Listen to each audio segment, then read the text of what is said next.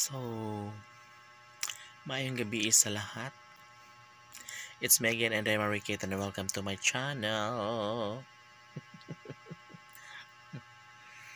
So, ayun nga, saan ba tayo? Kagabi, oo, yun nga.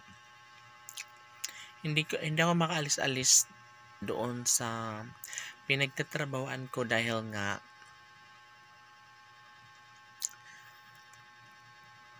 wala akong matutuluyan. So, ito na exciting part mga kaibigan ko. So, di ba, nahirapan ako makaalis. Ang ginagawa ko, umabsent ako ng isang araw. Hindi na ako nagpaalam sa amo ko. And, syempre nakaready na yung meron akong shoes, may pants, polo shirt. Tapos nakaready na rin doon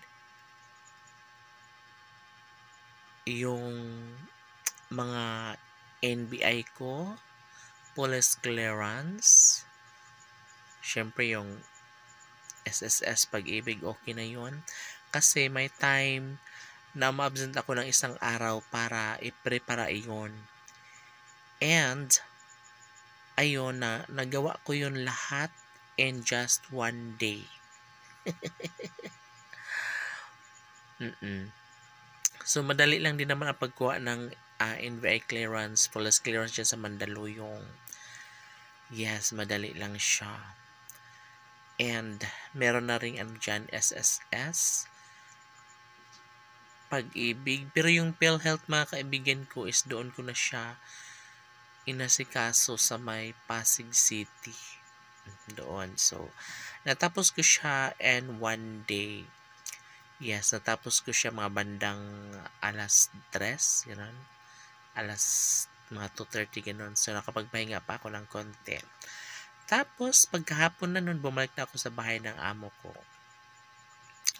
Na hindi nila alam na bumili na ako ng mga gamit para makapag-apply na ako.